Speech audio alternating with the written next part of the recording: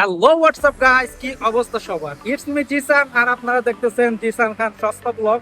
তো আজকে আমি আপনাদেরকে নিয়ে যাব বাংলাদেশের শেষ থানা, মানে এরপরে আপনি সুন্দরবন আর বঙ্গোপসাগর যেটা আছে এটা দেখতে পাবেন। মানে এরপরে আর বাংলাদেশের কোনো থানা নাই। তো চলুন একসাথে যাওয়া যাক। এই মুহূর্তে আমি আছি পাইগাসা 0 পয়েন্টে। আপনাদের আমি যে জায়গাটিতে যাইতেছি এই জায়গায় যদি আপনারা যাইতে চান সেক্ষেত্রে আপনাদের শর্টকাটে একটা লোকেশন বলে দিই। প্রথমে আপনাদেরকে আসতে হবে খুলনাতে, অ্যান্ড খুলনা 0 পয়েন্ট থেকে আসতে হবে পাইগাসা 0 পয়েন্টের দিকটাতে, অ্যান্ড পাইগাসা 0 পয়েন্টে আসার পরে যাইতে হবে শিববাড়ির দিকটাতে। খুলনাতেও কিন্তু শিববাড়ি নামক একটা জায়গা আছে। এই শিববাড়িটা কিন্তু আসলে ওই শিববাড়ি না, পাইগাসা খুলনার আন্ডারে যে পাইগাসা থানা আছে এই থানার আন্ডারেও শিববাড়ি নামক একটা জায়গা আছে। ওই শিববাড়ির দিকটাতেই আপনাকে যাইতে হবে। দেন শিববাড়ি ব্রিজ পার হয়ে যাইতে হবে আপনাদেরকে কয়রার দিকটাতে। আর এই কয়রা উপজেলাটাই কিন্তু হইতেছে গিয়ে বাংলাদেশের শেষ উপজেলা, এবং কয়রা থানাটাই কিন্তু হইতেছে গিয়ে যে বাংলাদেশের শেষ থানা। আর আমি ওই লোকেশনে পৌঁছে আপনাদেরকে অবশ্যই ম্যাপ থেকেও দেখিয়ে দিব যে আমি আসলে কোথায় আছি। যাই হোক গাইজ, আমার কণ্ঠটা একটু পড়ে গেছে, যে কারণে কণ্ঠটা শুনতে একটু চেঞ্জ মনে হইতেছে আপনাদের কাছে। ভিডিও শুরুতে আমি যে শিববাড়ির কথা বলছিলাম, বর্তমানে আমি সেই শিববাড়ি ব্রিজের উপরটাতেই অবস্থান করতেছি। যে হ্যাঁ, এটাই সেই শিববাড়ি ব্রিজ। এই ব্রিজ পার হয়ে প্রথমেই পড়বে আপনার এদিককার লোকাল কিছু বাজার আছে বা লোকাল কিছু নাম আছে, যেমন গজালিয়া, মৌখালি, কমলাপুর ইত্যাদি ইত্যাদি। এমন বেশ কিছু জায়গায় এদিকে আছে যে জায়গাগুলো দিয়ে বরাবর চলে যাইতে হবে আমাদেরকে কয়রার দিকটাতে। আপনারা অনেকেই হয়তো বা জানেন যে খুলনা মাছের জন্য বিখ্যাত। তো এদিককার একটা যে জিনিস আমার মন কাটছে সেটা হইতেছে গিয়ে যে রাস্তার দোনো সাইড দিয়ে মাছের ঘের আর ঘের, যেটা দেখতে আসলেই অনেক সুন্দর লাগতেছিল। আর ফাইনালি কিছু দূর রাইড করার পরেই চলে আসছি সেই কাঙ্ক্ষিত গজালিয়া নামক যে জায়গাটির কথা আপনাদেরকে বলছিলাম, সেই গজালিয়া বাজারে। আর এই বাজারের মাঝখান বরাবরই কিন্তু চলে গেছে পাইগাসা কয়রা মহাসড়ক। যাই হোক গাইজ, আপনাদেরকে একটু ডিটেলসে যদি বলি যে আপনাদের এই জার্নিটা কতটুকু লং হবে সেটা আমি আপনাদেরকে ক্যালকুলেশন করে বলে দিতে পারবো। সেটা হইতেছে গিয়ে, মনে করেন আপনারা যদি খুলনাতে আসেন, খুলনা থেকে যদি আপনারা রাইড শুরু করেন, খুলনা 0 পয়েন্ট থেকে পাইগাসা 0 পয়েন্ট আপনার দূরত্ব পড়বে 65 কিলো। অ্যান্ড দেন পাইগাসা 0 পয়েন্ট থেকে আপনার কয়রা 0 পয়েন্ট পর্যন্ত দূরত্ব হবে কমপক্ষে 35 থেকে 40 কিলো এর আশেপাশে। আর যদি আপনারা একেবারে সুন্দরবনের গায়ে যেতে চান বা আপনারা বঙ্গোপসাগর দেখতে চান, সেক্ষেত্রে দেখা গেছে যে আরও ভিতরে যাইতে হবে প্রায় 10-12 কিলোর মতো। দেন ওখান থেকে বোটে করে আপনারা সাগরের দিকটাতেও যাইতে পারবেন, আবার চাইলে আপনারা সুন্দরবনও ঘুরে দেখতে পারবেন। ফাইনালি বেশ কিছুক্ষণ গাড়ি রাইড করার পরে চলে আসছি সেই কাঙ্ক্ষিত কয়রা উপজেলার দ্বার প্রান্তে। ফাইনালি প্রবেশ করলাম কয়রা উপজেলায়। বর্তমানে আমরা অবস্থান করতেছি কয়রা উপজেলায়। আর এখান থেকে এখনও প্রায় ম্যাক্সিমাম 20 থেকে 25 কিলো ভেতরেই হইতেছে গিয়ে কয়রা সদরটি। তো আমরা এখন আস্তে ধীরে সেই দিকটাতেই যাব।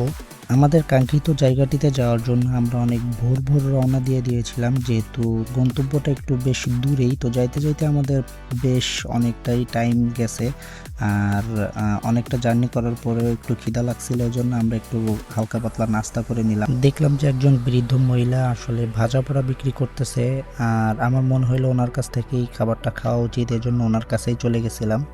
আমাদের খাবার খাওয়া শেষ হলে আমরা যে বাইক নিয়ে রাইড করতেছিলাম তারও একটু খাবারের প্রয়োজন ছিল, এজন্য তাকেও একটু এখানকার লোকাল খাবার খাইয়ে নিলাম।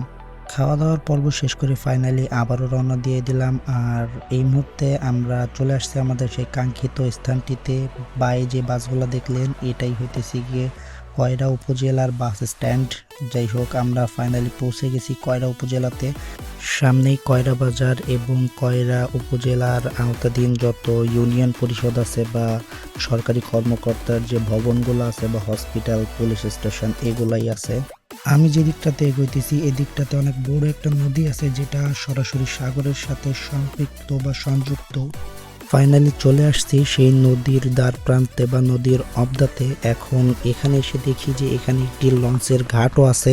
তো এই লঞ্চের ঘাটে যাওয়ার সময় আমি একটা ইউনিক জিনিস দেখলাম, যেটা আপনাদের অনেকের কাছে ভালোও লাগতে পারে।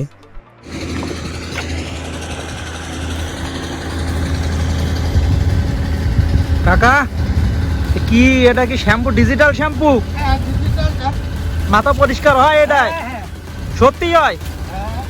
যাক, খারাপ না, গ্রাম বাংলার ঐতিহ্য। হ্যাঁ, সব সময় কি এটা দিয়ে মাথা পরিষ্কার করেন? আমি সব সময় যাক, খারাপ না। আমি কোনো সাবান শ্যাম্পু ব্যবহার করি না। যাক, মাটি দিয়ে পরিষ্কার হয়ে যায় না? হ্যাঁ। আচ্ছা।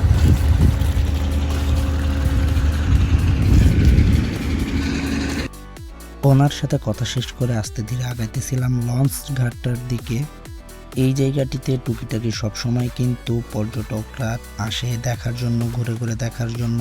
আর এই জায়গাগুলো কিন্তু আসলে অনেক মনোমুগ্ধকর, যেটা আসলে ভিডিওতে দেখিয়ে বোঝানো বা উপস্থাপন করা অনেক জটিল, যেটা নিজের চোখে না দেখলে আপনারা উপলব্ধি করতে পারবেন না। গাইস, একটু ভেবে দেখেন, আমার সামনে রয়েছে অনেক বড় একটি নদী, আর এখান থেকে মাত্র 10 থেকে 12 কিলোমিটার দূরত্বে রয়েছে বঙ্গোপসাগর। ভাবতেই অনেক ভালো লাগে, তাই না? এই মুহূর্তে আমি যে লঞ্চ ঘাটটিতে অবস্থান করতেছি, এই লঞ্চ ঘাটটির নাম হইতেছে গিয়ে মদিনাবাদ লঞ্চ ঘাট। অবশেষে ফাইনালি আমি প্রবেশ করলাম ম্যাপে, আর আস্তে আস্তে জুম আউট করলে আপনারা বুঝতে পারবেন যে আমার বর্তমান লোকেশন কোথায় বা আমি বঙ্গোপসাগর থেকে কতটুকু দূরত্বে আছি। আমি যে জায়গাটিতে আমার লোকেশন দেখাইতেছে, এখান থেকে আরো 10-12 কিলো মতো জনবসতি আছে, এবং তার এক সাইড হইতেছে গিয়ে সুন্দরবন আর অপর সাইড হইতেছে গিয়ে বঙ্গোপমহাসাগর। বর্তমানে যে জায়গাটিতে আমি অবস্থান করতেছি, এই জায়গার ম্যাক্সিমাম ফ্যামিলির কাছেই এমন একটা করে বোট আছে, মানে নৌকা, যে নৌকার মাধ্যমে তারা এপার থেকে ওপার যাতায়াত করে। আর এই নৌকাগুলা কিন্তু তাদের নিজেদের, আবার এই নৌকা দিয়ে কিন্তু তারা এই নদী থেকে বা সমুদ্র থেকে মাছ ধরে নিজেদের ফ্যামিলি চালায়। কি বৈচিত্র্যময় জীবনযাত্রা তাদের, দেখেই অনেক ভালো লাগে। এত লং জার্নি করার পরে সমস্ত শরীরে ধুলাবালি লেগে ভরে গেছিল, এই জন্য আমি ভাবলাম যে এখানে নদীর পানি দিয়ে একটু নিজেকে পরিষ্কার করে নিই। এই মুহূর্তে নদীর পানি ছিল অনেকটাই নোনা। যাই হোক গাইজ, আর একটা মজার তথ্য আপনাদেরকে দিয়ে দেই, এই নদীগুলোতে 6 মাস পানি মিষ্টি থাকে এবং 6 মাস পানি নোনা থাকে।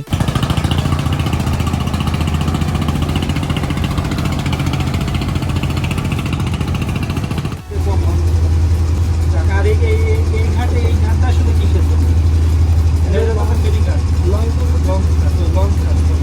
ওই লঞ্চ তো সেই জায়গা ছাড়াই বোঝায় না? ওই পাশে এখানকার স্থানীয় একটা ছেলের সাথে আমার বেশ কিছু কথা হয়েছিল এবং বেশ কিছু তথ্য আমি তার কাছ থেকে জেনে নিয়েছিলাম, বাট আপনাদের সাথে শেয়ার করতে না পারার কারণ হইতেছে গিয়ে যে এখানে প্রচুর পরিমাণ নয়েজ ছিল, যেটা অবশ্যই আপনাদের কারো কাছেই তেমন একটা ভালো লাগবে না, যে কারণেই আমি আপনাদেরকে এটা শেয়ার করি নাই। এবং এখন আমার গন্তব্য হইতেছে গিয়ে যে আরও ভেতরের দিকটা, আপনাদেরকে বলছিলাম যে আরও 10 থেকে 12 কিলোমিটার ভিতরে সুন্দরবন এবং বঙ্গোপসাগর দেখা যাবে। তো আমি ট্রাই করতেছি ওই দিকটাতেই যাওয়ার। তো আস্তে ধীরে সামনের দিকে আগাইতেছিলাম, এবং আপনাদেরকে আরও একটু ডিটেলসে বোঝানোর জন্য আমি রাস্তার ভিডিও এবং আমার কারেন্ট লোকেশন, অর্থাৎ আমি এই মুহূর্তে আমাদের দেশের কোন জায়গাতে অবস্থান করতেছি সেটার লোকেশন দেখানোর ট্রাই করলাম।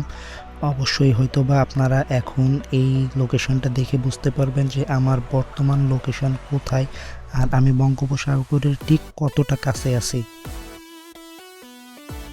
এখান থেকে আর অল্প কিছু দূর রাইড করে যাওয়ার পরে যে দেখলাম যে এই দিকটাতে আর একটা অবদা আছে, আর এই অবদার উপরে একটি ফেরিঘাট এবং লঞ্চ ঘাট যেটাই বলেন, মানে এখানে ফেরি এসেও দাঁড়ায় আবার লঞ্চ এসেও দাঁড়ায়। তো এই লঞ্চ ঘাট থেকেই কিন্তু আপনারা সুন্দরবন যাইতে পারবেন। এই ঘাটের ঠিক অপোজিট সাইডেই হইতেছে গিয়ে সুন্দরবন, মানে আমি এই পার থেকেই দেখতে পেতেছি যে ওই পারে আপনারা যে গাছপালাগুলো দেখতেছেন, জি হ্যাঁ, এটি সুন্দরবন। আর আমি এখান থেকেও আপনাদেরকে ম্যাপের মাধ্যমে দেখিয়ে দিব যে আমি সুন্দরবনের ঠিক কতটা কাছে আছি।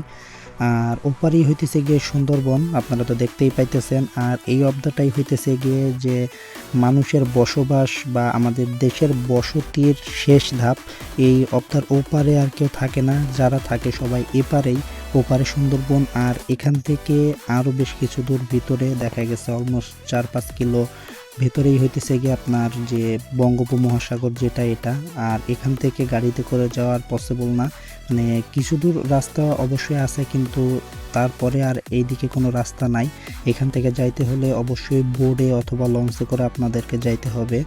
আর ওপারে তো দেখতেই পাইতেছেন সুন্দরবন, আর এখান থেকে অল্প কিছু দূরেই আপনার বঙ্গোপসাগর।